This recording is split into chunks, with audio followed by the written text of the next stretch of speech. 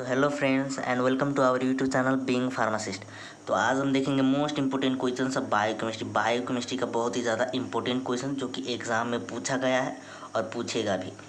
तो ये जो क्वेश्चन है हम पीसीआई यानी कि फार्मेसी काउंसिल ऑफ इंडिया के सिलेबस अनुसार ही लिया है। तो अगर आप पीसीआई सिलेबस में पढ़ते हैं तो ये क्वेश्चंस आपके लिए बहुत ही ज़्यादा इंपॉर्टेंट है।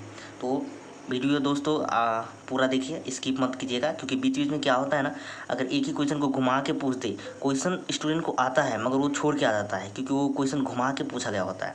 तो इसलिए आपको ये वीडियो पूरा देखना है। तो देखिए, अगर मैंने इस क्वेश्चन में क्या किया है, कुछ शॉर्टकट यूज किया है, जैसे कि वी आई। अगर वी है तो वेरी वेरी इंपॉर्टेंट, वी आई है तो वेरी इंपॉर्टेंट, आई है तो इंपॉर्टेंट। तो वी वाला क्वेश्चन को आपको छोड़ना नहीं है, बिल्कुल भी नहीं छोड़ना है। तो इसमें से सबसे ज़्यादा इंपॉर्टेंट जो यूनिट होता है वो यूनिट 2 और यूनिट 3 बहुत ही ज़्यादा इंपॉर्टेंट है। उसके बाद यूनिट 5, यूनिट 1 और उसके बाद लास्ट में यूनिट 4 आता है।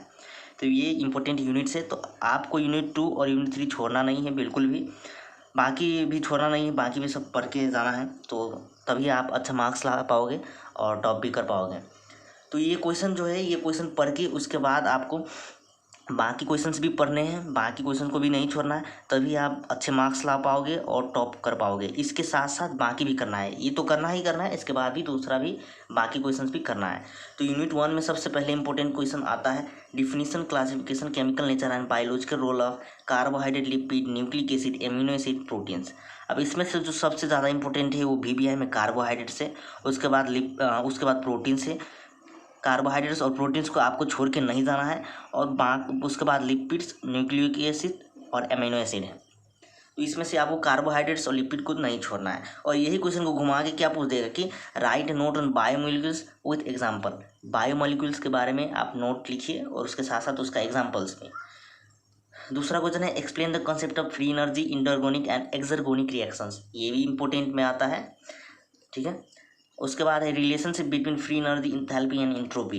ये जो है 5 मार्क्स में भी पूछा जाता है और 2 मार्क्स में भी पूछ देते हैं। और ये वीवीआई है, वेरी वेरी इंपॉर्टेंट। तो इस क्वेश्चन को आपको छोड़ना ही नहीं है, इस क्वेश्चन को छोड़ना ही नहीं है, वेरी इंपॉर्टेंट वाला को भी नहीं छोड़ना है। उसके बाद है give the structure and biological significances of ATP and cyclic AMP और एटीपी के बारे में स्ट्रक्चर और उसके बायोलॉजिकल रोल लिखिए। ये वेरी इंपॉर्टेंट क्वेश्चन है। अब यूनिट 2 है। अब यूनिट 2 में सबसे ज़्यादा इंपॉर्टेंट जो होता है वो describe the pathway, energetics and significance of glycolysis cycle. Glycolysis cycle को दूसरा नाम इम्डेन मेरहॉफ पाथवे भी बोलते हैं। तो ग्लाइकोलाइसिस साइकिल पूछे या इम्डेन मेरवे पाथवे पूछे, आपको वही चीज़ लिखना है। ये 10, 7, 5 2 मार्क्स में पूछा जाता है और ये बहुत बहुत इंपॉर्टेंट है, वेरी वेरी इंपॉर्टेंट है। इसको आपको छोड़ना नहीं है, क्योंकि ये पूछता ही पूछता है, ये या क्रेब साइकिल, इन दोनों में से एक पूछता ही पूछता है। तो आपको ये छोड़ के नहीं जाना है। दूसरा में वही है VVI, citric acid cycle, Krebs cycle, TCA cycle, tie carboxylic acid cycle. इसका अलग अलग नाम है, जैसे कि सिट्रिक एसिड साइकिल का ही नाम है 4, क्रेब हो गया, टीसीए हो गया, टाई कार्बोजाइलिक एसिड साइकिल हो गया। ये भी वीवीआई है, इसको आपको छोड़ना ही नहीं है। उसके बाद आता है ग्लाइकोजन मेटाबॉलिज्म पाथवे। अब इसमें जो है 2 आता है, ग्लाइकोजेनेसिस और ग्लाइकोजेनोलाइसिस। जेनेसिस मतलब फॉर्मेशन, ग्लाइकोजन को बनाना, और जीनोलाइसिस मतलब ब्रेक डाउन, इसको कैसे ब्रेक डाउन। तो ये 2 जो है इसमें आता है ग्लाइकोजन मेटाबॉलिज्म में। ये वेरी इंपॉर्टेंट क्वेश्चन में आता है, तो इसको आपको पढ़ के जाना है, ठीक है। उसके बाद आता है discuss the hormonal regulation of blood glucose level in the body. Hormonal, कैसे हार्मोन जो है हमारे ब्लड में ग्लूकोज को लेवल को मेंटेन करता है, रेगुलेट करता है। ये क्वेश्चन जो है वेरी इंपॉर्टेंट में। इसको दूसरा भी तरीके से पूछा गया है कि discuss the role of hormones in glucose homeostasis. 5 number में आता है write about HMP-1 pathway, write its significance and energetics. ये कम ही पूछा जाता है, मगर पूछा जाता है, इसलिए इसका जो है इंपॉर्टेंट क्वेश्चन में आता है। अब 6वां क्वेश्चन है कि right in detail about gluconeogenesis के बारे में लिखिए डिटेल में। अगला क्वेश्चन है कि note on glycogen storage disease. Glycogen storage disease के बारे में या तो डायबिटीज मेलिटस के बारे में आता है क्वेश्चन। उसके बाद है right in brief on electron transport chain. Electron transport chain जो है उसके बारे में लिखना है। ये वेरी इंपॉर्टेंट में आता है, ये वेरी इंपॉर्टेंट में, इसीलिए इसको नहीं छोड़ना है। Right note on blockers, inhibitor, on couplers of electron transport chain. Electron transport chain को कौन कौन से ऐसे सब्सटेंसेस जो ब्लॉक करता है, इनहिबिट करता है, इसको नहीं करने देता कोई भी कंपाउंड को, कोई भी पाथवे को एनर्जी में, इलेक्ट्रॉन में कन्वर्ट नहीं होने देता उसको बोलते हैं इलेक्ट्रॉन ट्रांसपोर्ट चेन, और उसको किस तरीके से कौन कौन सा चीज़ उसको नहीं होने देते उसको बोलते हैं इनहिबिटर्स या ब्लॉकर्स। इसके बारे में आपको अगर पूछता है, ये 5 मार्क्स में आता है तो पूरा लिखना है। अब देखते हैं यूनिट 3, ये भी बहुत इंपॉर्टेंट है। मैंने शुरू में ही बोला यूनिट 2 और यूनिट 3 बहुत ही इंपॉर्टेंट है, तो इसको आपको छोड़ना नहीं है। तो इसमें से सबसे ज़्यादा इंपॉर्टेंट क्वेश्चन जो बनता है वो ये है कि डिफाइन कीटोन बॉडीज़ को डिफाइन करिए, और formation and utilisation of ketone body, किस तरीके से ये फॉर्म होता है और कौन किस तरीके से वो हमारे बॉडी में यूज होता है वो लिखिए। ये VBI में है, इसको आपको छोड़ना नहीं है।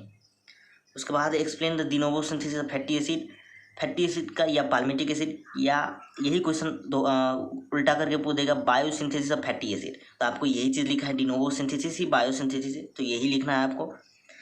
ये भी वेरी इंपॉर्टेंट में है। अगला क्वेश्चन जो है right in brief on beta oxidation of fatty acid. Beta oxidation of fatty acid के बारे में लिखिए, या तो उसी को घुमा के पूछ देगा oxidation of saturated fatty acid with energetics considering palmitic acid as examples. Palmitic acid को एग्जांपल्स में लेके उसका ऑक्सीडेशन लिखें सैचुरेटेड फैटी एसिड का। तो ये क्वेश्चन भी वेरी इंपॉर्टेंट में है। ये जो है घुमा घुमा के पूछ देता है, इसलिए मैं ये जो है घुमा के किस तरीके से पूछा जाता है वो लिख दिया हूँ, आप इसको अच्छे से ध्यान करके देख लेना। अब अगला जो क्वेश्चन है वेरी वेरी इंपॉर्टेंट है, इसको छोड़ना नहीं है। अब इस क्वेश्चन को घुमा घुमा के पूछा गया है एग्जाम में। मैंने देखा ये जो क्वेश्चन पेपर जो है प्रीवियस ईयर के क्वेश्चन पेपर से ही मैंने लिया हूँ, तो इसको मैंने देखा तो घुमा घुमा के पूछा क्या गया था कि डिस्कस कोलेस्टेरोल मेटाबॉलिज्म, और में write note on conversion of cholesterol into bile acid and its significance, या तो write water bile acid discuss their biosynthesis. ये 3 तरीके से घुमा घुमा के पूछा गया था, तो इसको आपको छोड़ना ही नहीं है, ये इंपॉर्टेंट है बहुत ही ज़्यादा। अगला जो है explain the disorder of lipid metabolism, ये इतना ज़्यादा नहीं पूछा गया है, इसलिए ये इंपॉर्टेंट में आता है।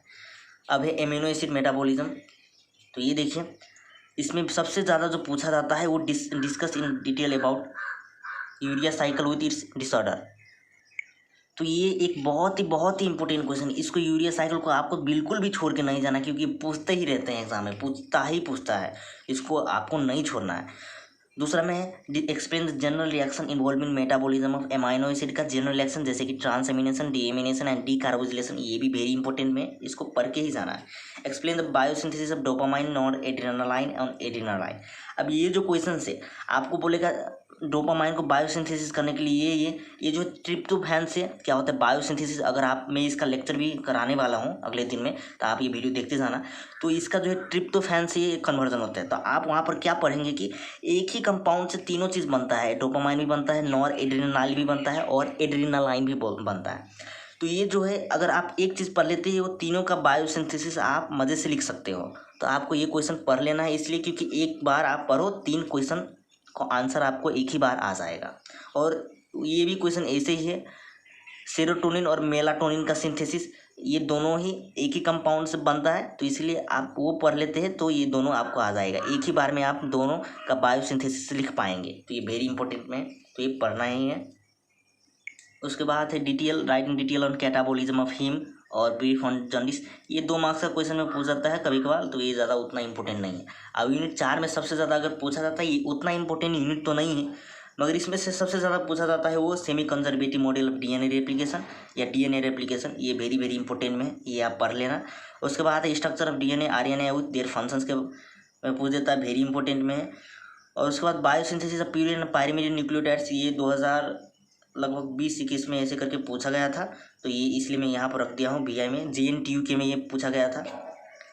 Note on hyperuricemia, gout disease, genetic code, silent features, translation. इसमें से सबसे ज़्यादा जो है नोट अगर आपको पूछता है 5 मार्क्स में अगर पूछता है तो जेनेटिक कोड और उसके साइलेंट फीचर्स के बारे में पूछता है, ये पूछा गया भी है, तो इसलिए ये VBI में आता है। उसके बाद ये सब आता है, हाइपर यूरिसेमिया, गाउट डिजीज भी पूछता है और translation.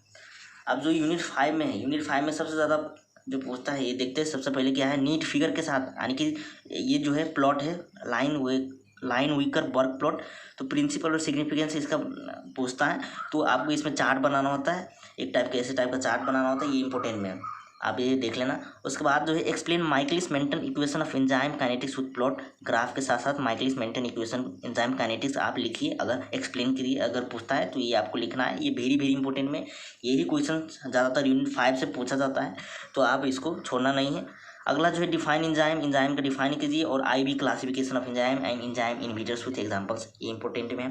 Describe coenzyme with structure and biological function से वेरी इंपॉर्टेंट में, आपको ये भी पढ़ना है। और अगला जो क्वेश्चन 5 नंबर में, explain enzyme inhibitors with examples, competitive enzyme inhibition. अब एंजाइम इनहिबिटर्स के बारे में लिखिए, जैसे कि होता है कॉम्पिटिटिव, नॉन कॉम्पिटिटिव, तो इसके बारे में आपको एक्सप्लेन करना है, इंपॉर्टेंट में, ये उतना ज़्यादा बार नहीं पूछा गया है। अगला जो है diagnostic and therapeutic application of enzyme, enzyme के डायग्नोस्टिक और थेराप्यूटिक एप्लीकेशंस लिखिए, ये वेरी इंपॉर्टेंट में, तो आपको ये पढ़ के जाना है। तो ये हो गया आज का इम्पोर्टेंस क्वेश्चन ऑफ बायोकेमिस्ट्री का पूरा लेक्चर, आपको ये समझ में आएगा। अब जो कुछ यूनिवर्सिटी में जो है, ये देखिए, ये जो सिलेबस है, ये सिलेबस क्या है, PCI के आधार पे है। ये जो मैंने ये सिलेबस है PCI, pharmacy council of India. अब इसी सिलेबस में क्या होता है, कुछ यूनिवर्सिटी में 2 मार्क्स का क्वेश्चन पूछ देता है, और कुछ यूनिवर्सिटी में MCQ पूछ देता है, मतलब MCQ पूछा जाता है, और कुछ यूनिवर्सिटी में 2 मार्क्स क्वेश्चन पूछा जाता है। तो अभी हम देखते हैं 2 मार्क्स क्वेश्चन, मतलब 2 मार्क्स क्वेश्चन किस तरीके से पूछता है, और उसके बाद MCQ हम धीरे धीरे करेंगे। तो दोनों किस्म के लोग स्टूडेंट्स हैं, तो दोनों किस्म के स्टूडेंट्स ये वीडियो देखें, क्योंकि ये PCI सिलेबस के आधार पे ही है। तो ये 2 मार्क्स का क्वेश्चन में इस तरीके से होता है, आप इसका स्क्रीनशॉट कर लीजिएगा।